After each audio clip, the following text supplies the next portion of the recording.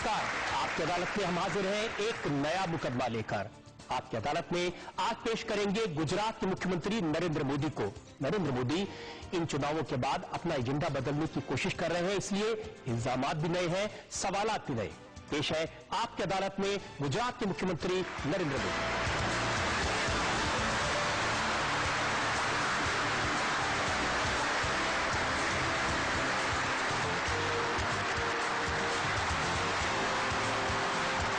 अदालत में जनता की तरफ से मुकदमा चलाएं, इल्जामात और सवालात का सिलसिला शुरू करें। इससे पहले आज के जज दिलीप चंद की इजाजत चाहेंगे आज की कार्रवाई शुरू करने के लिए। कार्रवाई शुरू किया जाए। और इससे पहले कि हम सवाल पूछें नरेंद्र मोदी से, हम इल्जाम लगाएं नरेंद्र मोदी पर, उनसे सफाई मांगे, एक नजर डालेंगे नरेंद्र मोदी के करियर पर। बीजेपी के नेताओं में प्रचार के लिए सबसे ज्यादा डिमांड नरेंद्र मोदी की है। गुजरात के चीफ मिनिस्टर नरेंद्र मोदी ने विकास को अपना यूएसपी और पार्टी का एजेंडा बनाकर विधानसभा का चुनाव जीता। अब बीजेपी मोदी के इस फॉर्मूले को लोकसभा चुनाव में अप्लाई कर रही है। पिछले 5 साल में नरेंद्र मोदी ने अपनी इमेज बदली है। जिस तरह से उन्होंने गुजरात की सरकार चलाई, उनके विरोधियों को भी नरेंद्र मोदी की तारीफ करनी पड़ी। कुछ दिन पहले वाइब्रेंट समिट के दौरान रतन टाटा और सुनील मित्तल जैसे उद्योगपतियों ने नरेंद्र मोदी को देश की कमान संभालने की सलाह दी। लोकप्रियता और प्रशासन की क्षमता के बल पर नरेंद्र मोदी को बीजेपी में आडवाणी का सक्सेसर माना जाता है। आपकी अदालत में आज हम नरेंद्र मोदी के इस नए अंदाज और नए चेहरे को करीब से जानने की कोशिश करेंगे। आज का मुकदमा शुरू करते हैं। आपकी अदालत में पहला इल्जाम नरेंद्र मोदी पर। आपकी अदालत में नरेंद्र मोदी पर इल्जाम है कि ये अकेलेपन के पुजारी हैं। आपके बचपन की बात देखें तो भरा पूरा परिवार था, 4 भाई बहन, माता पिता, लेकिन 17 साल की उम्र में सबको छोड़ के आप हिमालय की गुफाओं में चले गए थे। आपकी जानकारी सही है, लेकिन कुछ पाने के लिए कुछ छोड़ना पड़ता है। लेकिन अब नहीं लगता कि गलती की थी वहां गुफाओं में 4 साल बर्बाद करके? मुझे लगता है वही सबसे ज्यादा अच्छा काम किया है मैंने। तो सबसे ज्यादा आनंददायक, मन को संतोष देने वाला काम था। अब ये तो नहीं होगा कि फिर मौका मिलेगा तो आप फिर से वहां चले जाएंगे?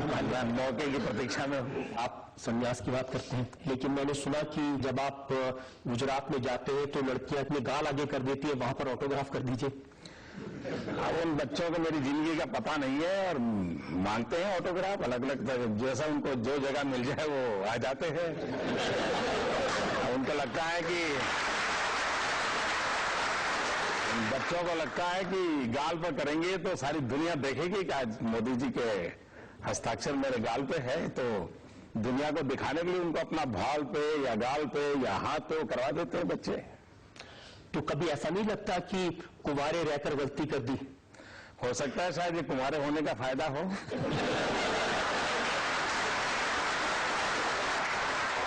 और सारे लोग ये भी तो सोचते होंगे ये जो सबसे एलिजिबल बैचलर है ये अपना घर कब बसाएगा? अब सरकार ने एक, हमारे यहाँ जो एमएलए होते हैं उनको एक जमीन का प्लॉट खरीदना होता है। अब हमने जमीन का प्लॉट तो लिया है, उस पर मकान बनेगा कि नहीं मुझे मालूम नहीं, और वो घर कब बनेगा वो सोचेंगे। नरेंद्र मोदी एक नेता से ज्यादा एक ब्रांड बन गए हैं। आप जिस तरह के कुर्ते पहनते हैं, जैसा कुर्ता आपने पहना हुआ है, मैंने देखा न्यू जर्सी में, लंदन में मोदी कुर्ता चलता। मैंने भी सुना है, और मेरे एक दोस्त अमेरिका से मोदी कुर्ता लेके आए। मैं हैरान था, तो वो बता रहे थे कि अमेरिका में ये मोदी कुर्ता बिक रहा है। अभी मुझे किसी ने मोदी मिक्स करके कोई खाने की कुछ चीजें बिक रही है वो भेजा था। अब हो रहा है, शायद उनको व्यापार में काम आता है। मेरा नाम तो करने दीजिए, क्या है, किसी के भलाई के लिए काम आता हो तो क्या है। अहमदाबाद में मोदी के रिक्शे चलते हैं मोदी के नाम से। वो ऑटो रिक्शा जो है एक अलग कंसेप्ट है।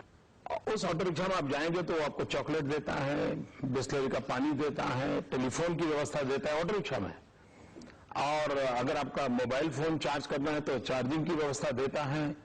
तो एक प्रकाश में उसमें हवाई जहाज में जितनी सेवाएं मिलती है उससे ज्यादा सेवाएं ऑटो रिक्शा वाला दे रहा है। लेकिन अब मोदी ऑटो हो गया है, मैं क्या करूंगा। लेकिन मैंने गुजरात के एक अखबार में पढ़ा कि तरनेतर के मेले में एक महिला ने अपने बच्चे से कहा कि ये दाढ़ी वाला देवता है। अरे मैंने अखबार में पढ़ा था, हो सकता है ये मीडिया की कुछ कमाल हो। मीडिया ने मुझे पता नहीं किस किस रूप में पेश किया है और जनता जनार्दन ने किस रूप में पकड़ा है। बीजेपी में, आरएसएस में कहा जाता है कि पर्सनैलिटी कल्ट नहीं होना चाहिए, किसी व्यक्ति विशेष का नाम नहीं चलना चाहिए।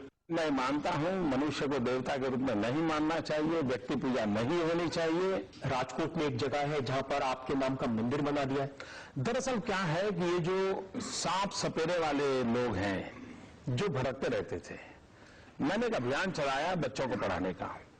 तो मेरे पास आया, साहब हमारे पास तो रहने को घर नहीं, तो हम कहां पढ़ेंगे। तो मैंने उनके लिए एक 250 मकानों की व्यवस्था की।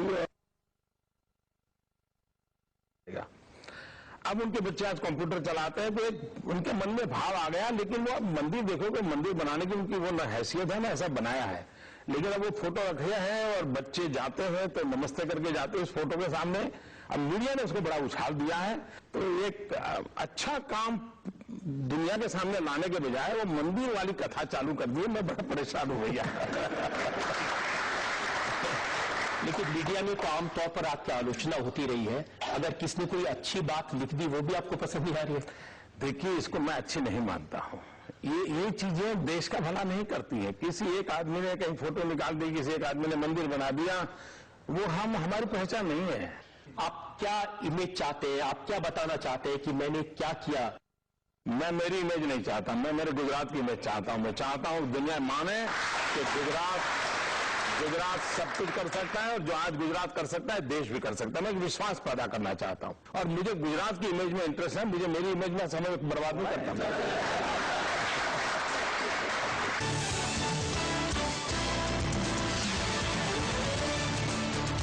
आपकी अदालत में आज मुकदमा चला रहे हैं गुजरात के मुख्यमंत्री नरेंद्र मोदी पर। आपकी अदालत में अगला हिस्सा। आपकी अदालत में नरेंद्र मोदी पर आरोप है कि ये खतरों के खिलाड़ी हैं। मोदी साहब, आपके बचपन के बारे में जब पढ़ रहा था तो ये पता चला कि बचपन से आपको शौक था खतरों से खेलने का, और एक बार आप एक तालाब से जिंदा मगरमच्छ के बच्चे को पकड़ लाए थे। जिंदगी में डर करके नहीं रहना चाहिए। जिसको हम मानते हैं उसको लेकर के चलना चाहिए। और मक्खन पे लकीर करने वाले तो ढेर सारे मिल जाएंगे, पत्थर पे लकीर करने की भी तो हैसियत होनी चाहिए।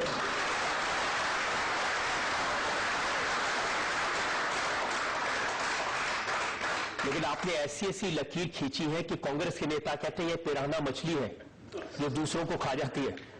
मैं दूसरों को खाया नहीं खाया मालूम नहीं, कि गुजरात में पूरी कांग्रेस को तो खा गया। तो ये उनको परेशानी है, ये पीड़ा है उनको। ये पीड़ा इसलिए हुई कि आपने कहा कि राहुल गांधी एक्वेरियम की मछली है। मैं गोवा में था, वहां नरेंद्र करके हमारे एक उम्मीदवार हैं, 30 साल के हैं। मैंने कहा भाई ये नौजवान है कि नहीं है, पार्लियामेंट के कैंडिडेट 30 साल के हैं। लेकिन मैंने कहा अगर आप उसको नौजवान नहीं मानते क्योंकि वो एक्वेरियम की मछली नहीं है।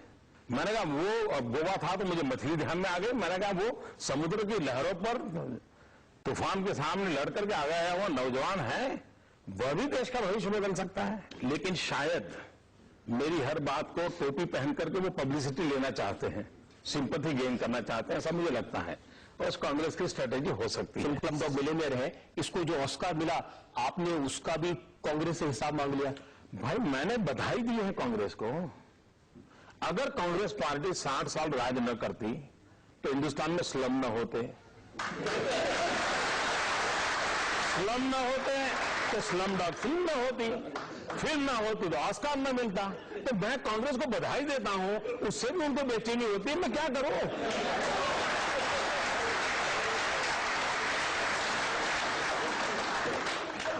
लेकिन अब तो कांग्रेस जय हो का नारा इस्तेमाल करेगी चुनाव में। उन्होंने इसके राइट्स खरीद लिए हैं, लेकिन उसके बावजूद आपकी जो पब्लिक मीटिंग्स हैं उसमें जय हो का गाना चलता है।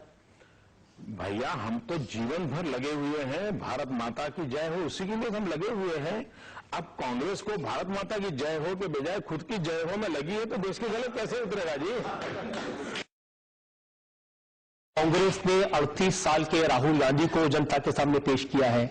भारतीय जनता पार्टी ने 82 साल के लालकृष्ण आडवाणी को प्रधानमंत्री पद का उम्मीदवार डिक्लेयर किया, जो बात लोगों के गले नहीं उतर रही। कांग्रेस ने मनमोहन सिंह जी को प्रधानमंत्री कैंडिडेट बनाया है, इसलिए डिबेट होनी चाहिए आडवाणी जी और मनमोहन सिंह। आपकी पार्टी के लोग ये कहते हैं कि अगर आडवाणी की बजाय नरेंद्र मोदी मैदान में उतरते तो शायद बीजेपी भी ज्यादा सीटें जीत सकती थी। मैं जनता जनार्दन को बताना चाहता हूं, गुरु बड़ा कि चेला बड़ा। जिस नरेंद्र को आप इतना प्यार करते हो, जिस नरेंद्र ने गुजरात में इतना विकास किया, या बताते हो, लेकिन आपको मालूम होना चाहिए इस नरेंद्र को बनाने का काम आडवाणी जी ने किया है। उस नरेंद्र को गुजरात के विकास के लिए पर मार्गदर्शन किसने किया है तो आडवाणी जी ने किया है। गुजरात के हमारे वो सांसद हैं, गुजरात की विकास यात्रा कैसे चले हर पल हमें उंगली पर करके चलाया है। जिस व्यक्ति ने नरेंद्र को इतना चलाया है वो व्यक्ति देश को कितना बढ़िया चला सकते हैं, इसके लिए कोई सबूत की जरूरत नहीं है। सबसे बड़ा सबूत मैं हूं उनके लिए। क्या मोदी जी आप गुजरात से संतुष्ट हो गए, दिल्ली की ओर क्यों नहीं देख रहे? 5 करोड़ लोगों की समस्याओं से बड़ी 100 करोड़ लोगों की समस्याएं हैं और कुछ इस हद तक देश आज जिस हालात में है, क्या आपको नहीं लगता कि आपको दिल्ली की ओर कूच करनी चाहिए? मुझे गुजरात का कार्य मिला है, गुजरात की जनता ने मुझे जिम्मेदारी दी है, उसको मुझे बड़े निष्ठा के साथ उसको निभाना चाहिए और जो काम मुझे दिया है उसको मैं लगन से कर रहा हूं। आप गोल गोल जवाब दे रहे हैं। उन्होंने कहा है कि अब 8 साल हो गए गुजरात में, गुजरात का विकास आपने कर लिया, देश को करके दिखा दिया, अब दिल्ली की कुर्सी आपका इंतजार कर रही है। नहीं, आपने पूछा दिल्ली की ओर देखते क्यों नहीं। देखिए मेरी सरकार ने, मैं दिल्ली की ओर क्यों देखता नहीं मैं बताता हूं। ये दिल्ली में बैठी हुई सरकार गुजरात को कोई मदद नहीं करती है, उतना ही नहीं रोड अटकाती है, और इसलिए मुझे दिल्ली की ओर, इस सरकार की ओर देखने की जरूरत नहीं है। इसलिए मैं अपना गुजरात की दुनिया चलाता हूं और प्रगति करने का प्रयास करता हूं। नहीं, उनका सवाल यह है कि क्या आप दिल्ली को पूछ करेंगे? उनका कहने का मतलब है कि आप देश के नेतृत्व करने के लिए। गुजरात के हमारे सांसद श्रीमान लालकृष्ण आडवाणी जी के नेतृत्व में पूरी भारतीय जनता पार्टी और पूरा हिंदुस्तान दिल्ली की ओर कुछ करने वाला है, मैं अकेला नहीं। मैं आपको साफ साफ पूछ लेता हूं, लोग ये जानना चाहते हैं कि क्या नरेंद्र मोदी भारतीय जनता पार्टी की तरफ से प्रधानमंत्री पद के उम्मीदवार बनेंगे? मैं आपको साफ साफ पूछना चाहता हूं, अब तक आपने साफ साफ पूछा क्यों नहीं? और मैं आपको भी साफ साफ जानकारी देना चाहता हूं, भारतीय जनता पार्टी के प्रधानमंत्री के उम्मीदवार श्रीमान लालकृष्ण आडवाणी जी हैं और हम सब पूरी ताकत से आडवाणी जी को प्रधानमंत्री बनाने के लिए खपे हुए हैं। ये तो आप इस चुनाव की बात कर रहे हैं, मैं इसके बाद होने वाले चुनाव की बात कर रहा हूं। आडवाणी जी प्रधानमंत्री बनेंगे, बढ़िया सरकार चलेगी और देश दोबारा उनको भी पसंद करेगा। आपकी अदालत में आज हम मुकदमा चला रहे हैं गुजरात के मुख्यमंत्री नरेंद्र मोदी पर। आपकी अदालत में अगला इल्जाम नरेंद्र, आपकी अदालत में नरेंद्र मोदी पर इल्जाम है कि ये गैर जिम्मेदाराना बयान देते हैं। मोदी साहब, पहली बार शायद ये मौका हुआ है जब पाकिस्तान के वजीर आजम ने यह कहा कि नरेंद्र मोदी जो कह रहे हैं वो बिल्कुल ठीक है। यूसुफ रजा गिलानी ने कहा कि नरेंद्र मोदी पाकिस्तान के स्टैंड के साथ एग्री करते हैं, बड़ी खुशी की बात है। आपने कहा अजमल कसाब के स्टेटमेंट के बारे में, अजमल कसाब के स्टेटमेंट को एविडेंस नहीं माना जा सकता। मैंने ऐसा नहीं कहा है। मेरा विषय था पोटा का कानून हटाने के संबंध में। पोटा का कानून जो आतंकवाद के खिलाफ लाया गया था, अटल जी की सरकार लाई थी, उसमें एक प्रावधान था कि कोई भी आतंकवादी पकड़ा जाए और अगर वो सीनियर पुलिस के सामने स्टेटमेंट देगा तो वो स्टेटमेंट एविडेंस के रूप में माना जाएगा। अब आप मुझे बताइए कि ये जो मुंबई पर पाकिस्तान ने हमला किया है, उसकी षड्यंत्र कहां हुआ, मीटिंग कहां हुई, उसका कोई एविडेंस आपको मिलेगा? कोई एविडेंस मिलने वाला नहीं है। तो आपके पास एविडेंस है कसाब। अगर आपके पास पोटा का कानून होता तो आप आसानी से उसको एविडेंस मान सकते थे, और भारत सरकार ने पोटा का कानून हटा करके ये जो ताकत थी आतंकवाद के खिलाफ लड़ेगी, उसको खत्म किया है। ये मेरी चर्चा का विषय। मोदी साहब, मेरे पास पाकिस्तान के कुछ अखबार है, the Nation, Dawn, Geo TV की रिपोर्ट्स हैं, और इन सबका यह कहना है कि नरेंद्र मोदी और पाकिस्तान के वजीर आजम यूसुफ रजा गिलानी एक ही तरह की बात कह रहे हैं। पाकिस्तान अपने लिए क्या करता है वो मेरा एजेंडा नहीं है। पाकिस्तान कुछ भी बोल सकता है, पाकिस्तान झूठ बोलने में माहिर है। अभी भी देखिए ना, 30 सवाल भेज दिए और हिंदुस्तान की सरकार उनको जवाब लिखने में पड़ी रही है। पाकिस्तान को उसकी भाषा में जवाब देना पड़ेगा। सीधी बात है, हिंदुस्तान में आतंकवाद के खिलाफ कठोर से कठोर कानून होना चाहिए। दुनिया के सभी डेमोक्रेटिक कंट्री ने कानून बनाए हैं। ह्यूमन राइट की वकालत करने वाले दुनिया के सब देशों ने कानून बनाए हैं। अमेरिका का पैट्रियट कानून तो ऐसा है कि जो आशंका वाला व्यक्ति है 6 साल तक उसको जेल में बंद कर सकते हैं और वो पूछ भी नहीं सकता है कि उसको जेल में बंद क्यों किया। और उसी का कारण है कि 9/11 के बाद अमेरिका में एक भी घटना घटी नहीं। हिंदुस्तान में जब तक हम इस प्रकार के कठोर कानून नहीं बनाते तब तक हम आतंकवाद को रोकने में सफल नहीं होंगे।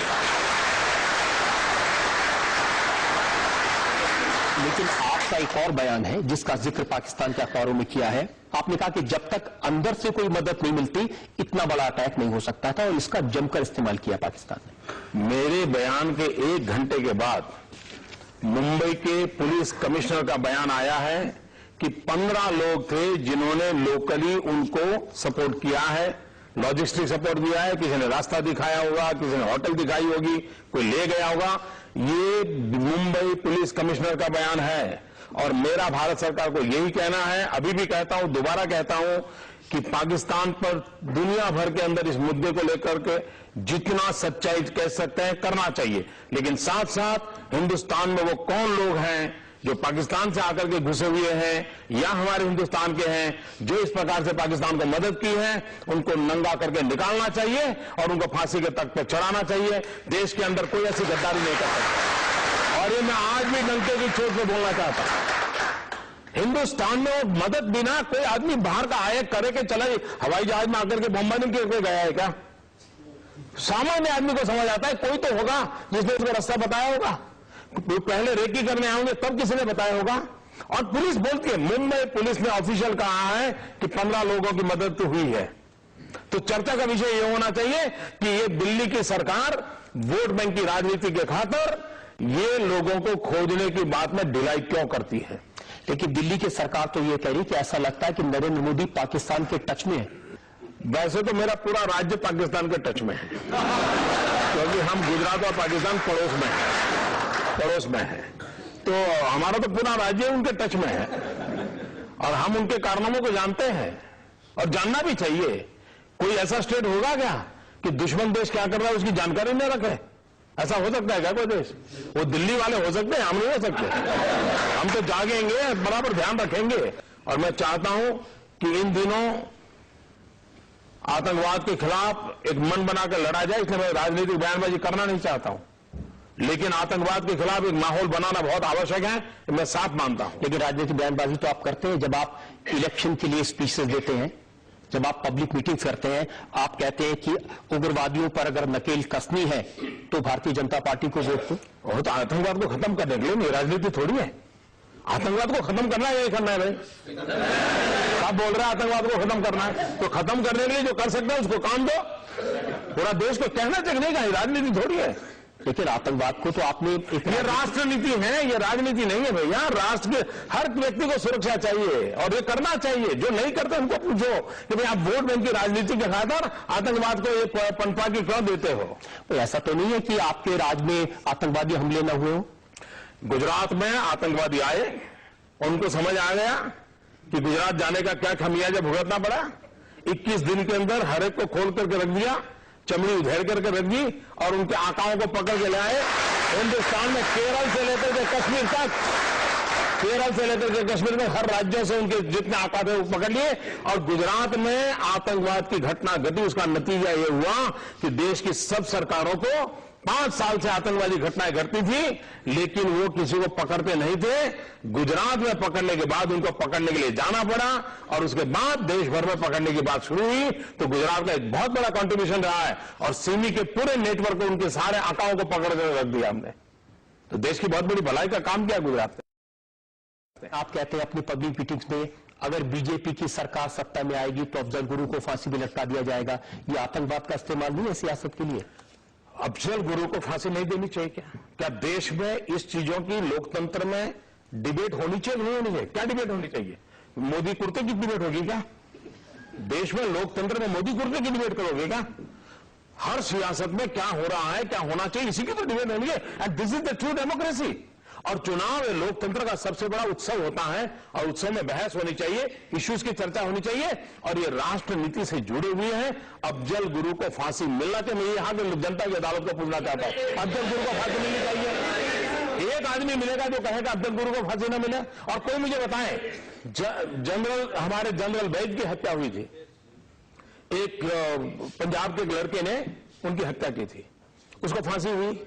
फांसी होने के बाद उसने भी दया की अर्जी की थी, लेकिन भारत सरकार की कैबिनेट ने 15 मिनट में निर्णय किया उसको फांसी पर लटका देना चाहिए और उसको तुरंत डेट तय करके फांसी पर लटका दिया गया। जनरल वैद्य के हत्यारों को, जो पंजाब का लड़का था, 15 मिनट के अंदर निर्णय कर सकते हो। अब अफजल गुरु को क्यों शोकेस में रखा हुआ है? किसको दिखाना चाहते हो? और सुप्रीम कोर्ट को मानोगे कि नहीं मानोगे? देश में जवाब उन लोगों ने देना चाहिए जो इस प्रकार की हरकतें करते हैं। जवाब हमसे मत मांगो जो ये कहते हैं कि गुनहगार को फांसी मिले। हम तो न्याय के पक्ष में बोल रहे हैं। क्या ऐसे इश्यूज को आप चुनाव में इस्तेमाल करेंगे वोट लेने के लिए लोगों को? ये इस्तेमाल नहीं है, ये इस्तेमाल शब्द ठीक नहीं है। लोकतंत्र में लोक शिक्षा ये हर एक राजनीतिक दल का कर्तव्य है कि जिसने जनता को शिक्षित करना चाहिए, मीडिया के माध्यम से शिक्षित करना चाहिए, जहां मौका मिले वहां कहना चाहिए। और देश में आतंकवाद के खिलाफ बोलते हैं तो आतंकवाद का कानून के समझ में आएगा, आतंकवादियों को सजा के समझ में आएगा, आतंकवादियों को किस प्रकार से ट्रीटमेंट करनी चाहिए उसका आएगा। ये सारे राष्ट्रनीति के विषय हैं और उसकी बहस होनी चाहिए। 26/11 की घटना के समय आप इंचार्ज होते तो क्या कर सकते थे? पहली बात है, जो मैंने गुजरात में किया वो करके दिखाता। मुझे देर नहीं लगती। मैं आज भी कहता हूं, पाकिस्तान को उसकी भाषा में जवाब देना चाहिए, पाकिस्तान को उसी की भाषा में जवाब देना चाहिए। ये लव लेटर लिखना बंद करना चाहिए। ये प्रणब मुखर्जी रोज एक चिट्ठी भेज रहे और वो सवाल भेज रहे हैं, जवाब देते फिरते। गुनाह वो करे और जवाब भारत सरकार दे रही है। लेकिन इंटरनेशनल प्रेशर है, उसका भी तो ख्याल रखना पड़ेगा सरकार को। इंटरनेशनल प्रेशर पैदा करने की ताकत आज हिंदुस्तान में 100 करोड़ का देश है। पूरी दुनिया में प्रेशर हम पैदा कर सकते हैं जी। कोई हम पर कैसे प्रेशर देगा? ये उल्टी जंगल क्यों चली? मैं हैरान हूं जी। पाकिस्तान हमको मार के चला गया, पाकिस्तान ने हम पर हमला बोल दिया मुंबई में, और हमारे मंत्री जी अमेरिका गए और रोने लगे, ओबामा ओबामा ये हमको मार के चला गया, बचाओ बचाओ। ये कोई तरीका होता है क्या? पड़ोसी मार के चला जाओ और अमेरिका जाते हो? अरे पाकिस्तान जाओ ना। क्या तरीका होता? पाकिस्तान जो भाषा में समझे समझाना चाहिए। वही तो मैं आपसे समझने की कोशिश, वही तो मैं कह रहा हूं, पाकिस्तान जो भाषा में समझे वो समझाना चाहिए।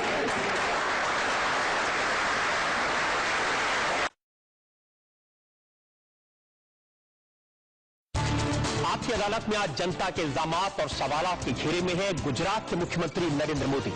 आपकी अदालत में अगला इल्जाम नरेंद्र मोदी का। आपकी अदालत में नरेंद्र मोदी पर इल्जाम है कि इनके विरोधी इन्हें मौत का सौदागर कहते हैं। ये आरोप सोनिया गांधी का है। आपको याद होगा, उन्होंने गुजरात में जाके कहा था कि नरेंद्र मोदी मौत के सौदागर हैं। उनकी मातृभाषा इटालियन है और उसके कारण शायद वो शब्दों को समझ नहीं पाई। हकीकत तो थी मत के सौदागर। वो बेचारी बोल गई मौत के सौदागर। तो हम मत के सौदागर है तो अच्छी बात है। गुजरात की जनता ने हमको आशीर्वाद दे दिया। लेकिन सच्चाई ये है कि आप पूरे गुजरात को एक रिपब्लिक की तरह चलाते हैं, रिपब्लिक ऑफ गुजरात, जैसे आप उसके प्रधानमंत्री हो। बाकी देश में क्या होता है उससे आपको कोई मतलब नहीं है। पहली बात है कि मैं भारत के संविधान को समर्पित हूं और भारत के संविधान में जो व्यवस्था है उसी के तहत मैं गुजरात चलाता हूं। लेकिन मैं इनिशिएटिव लेता हूं। अब जैसे मेरे यहां vibrant Gujarat global investor summit हुआ, 50 देश वहां रिप्रेजेंट हुए। किसी देश के प्रधानमंत्री, किसी देश के उप प्रधानमंत्री, किसी देश के उपराष्ट्रपति, ढेर सारे देशों के कैबिनेट मिनिस्टर्स, कोई 100 से ज्यादा डिप्लोमेट्स, ये सारे लोग गुजरात की धरती पर आए। क्योंकि उनको कहीं कहीं तो जाना होता है। वो दिल्ली में आएंगे तो दिल्ली भी एक स्टेट तो है ही है। अब वो गुजरात आए, इसका मतलब ये नहीं है कि मैं कोई देश से अलग हूं, और गुजरात का ये जिम्मा है कि वो जितना अच्छा हो सके करे, पूरे विश्व के अंदर गुजरात की अच्छाइयों के माध्यम से देश की अच्छाइयों को पहुंचाए। ऐसा लग रहा है कि आप लोगों का ध्यान सांप्रदायिकता से हटाकर अब विकास की तरफ डालना चाहते हैं, तो इस पूरे एजेंडे को बदलने की कोशिश कर रहे हैं। मैं ग्लोबल गुजरात बनाने का प्रयास कर रहा हूं। मैं चाहता हूं कि दुनिया में गुजरात का डंडा पीटता रहे, गुजरात की ओर दुनिया आकर्षित हो। मेरा ये दायित्व है, वो मुझे करने का गर्व है। लेकिन आपकी पार्टी आज भी विकास के एजेंडे पर लोकसभा चुनाव नहीं लड़ रही। नहीं, पार्टी का एक ही एजेंडा है। मैं मानता हूं इस चुनाव में हम इसी बात पे बात कर रहे हैं। देश को तय करना है इस चुनाव में कि देश को वोट बैंक की राजनीति चाहिए कि देश को विकास की राजनीति चाहिए। और गुजरात एक सबसे बड़ा उदाहरण है। आज देश को लग रहा है कि देश को विकास की राजनीति चाहिए, और भारतीय जनता पार्टी ने उदाहरण से सिद्ध कर दिया है कि विकास की राजनीति मुद्दे पर भारतीय जनता पार्टी का कंट्रीब्यूशन सबसे ज्यादा है। वो गुजरात में साबित किया आपने, लेकिन जब आपकी पार्टी का एजेंडा देखते हैं, वहां फिर से राम मंदिर की बात हुई, वहां पुराने किसानों की बात हुई है, वहां मजदूरों की बात हुई है, वहां पर नौजवान बेरोजगार नौजवानों की बात हुई है, वहां विमेन एम्पावरमेंट की बात हुई है, वहां पर फॉरेन पॉलिसी की चर्चा हुई है, वहां पर डिफेंस पॉलिसी की चर्चा हुई है। इन सारे विषयों की चर्चा हुई है। इसलिए मीडिया का एजेंडा हो सकता है, भारतीय जनता पार्टी इन सारे विषयों पर वहां पर चर्चा की है। पूरी दुनिया में रिसेशन है, हर जगह लोग की नौकरियां जा रही हैं, हर जगह लोग की तनख्वाहें काटी जा रही हैं। तो गुजरात में विकास की बात करना, गुजरात में 25 लाख नौकरियों की बात करना, गुजरात में 12 लाख करोड़ की बात करना, ये स्टंट नहीं है। दिल्ली में प्रधानमंत्री पद पर बैठे थे प्रणब मुखर्जी जी, उन्होंने बयान दे दिया 5 लाख लोगों का रोजगार चला गया है। वो कहते हैं आगे भी जाएगा। मैं ये तो मानता हूं आगे जाने वाला है। सबसे पहला रोजगार जाने वाला है 16 मई को जब चुनाव के रिजल्ट आएंगे, इन सबका रोजगार जाने वाला है। इन सबका रोजगार जाने वाला है जो दिल्ली की सरकार में बैठे हैं। लेकिन ये प्रकार का निराशा का भाव, जबकि गुजरात में हमने vibrant Gujarat global investor summit किया, 12 लाख करोड़ रुपया के इन्वेस्टमेंट का एमओयू साइन होता है, 25 लाख नौजवानों को रोजगार की संभावना खड़ी होती है। इस विश्वास के साथ गुजरात बोलता है, और मैं देशवासियों को कहना चाहता हूं, रोजी रोटी के लिए गुजरात एक ऐसी जगह बनेगी, देश का कोई भी नौजवान अपना भविष्य आजमाने के लिए गुजरात की धरती पर आ सकता है। आपके विरोधी तो कहते हैं कि नरेंद्र मोदी एजेंडा बदलने की कोशिश कर रहे हैं। मेरा एजेंडा है विकास, मेरा एजेंडा रहेगा विकास, और मेरा एजेंडा विकास है जिस पर गुजरात की जनता ने मोहर लगाई है, 3-3 बार मोहर लगाई है। लोग बार बार एक ही बात आपसे पूछ रहे हैं कि आप दिल्ली आकर भारतीय जनता पार्टी की तरफ से प्रधानमंत्री पद संभालेंगे या नहीं संभालेंगे। मैं वही कहता हूं कि गुजरात के काम को देख करके लोगों का अगर मेरी चर्चा करते हैं, तो मैं लोगों को समझा रहा हूं कि गुजरात में हमारी सफलता इसलिए हुई है क्योंकि आडवाणी जी ने नरेंद्र मोदी को चलाया है, सिखाया है, समझाया है, और आडवाणी जी गुजरात के सांसद हैं, और उनके मार्गदर्शन के कारण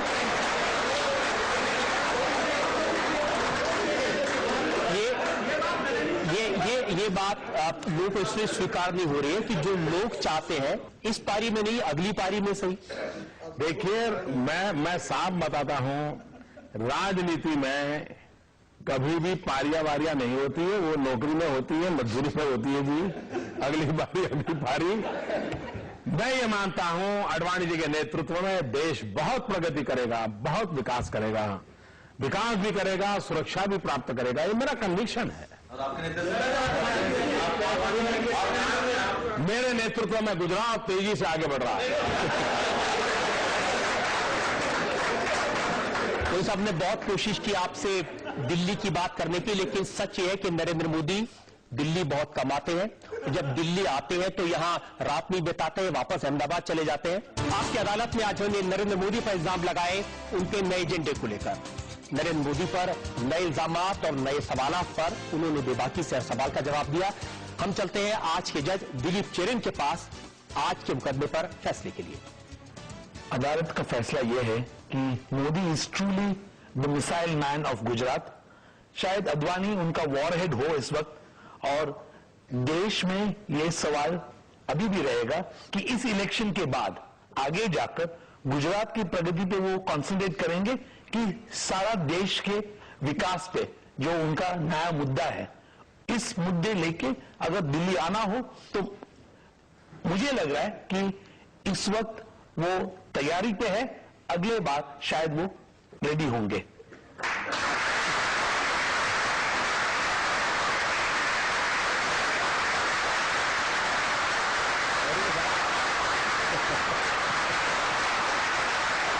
कुछ कमेंट करना चाहते हैं जो जेटली साहब इस पर? नहीं साहब, हम तो न्याय के पालन करने वाले व्यक्ति हैं, हम कॉमन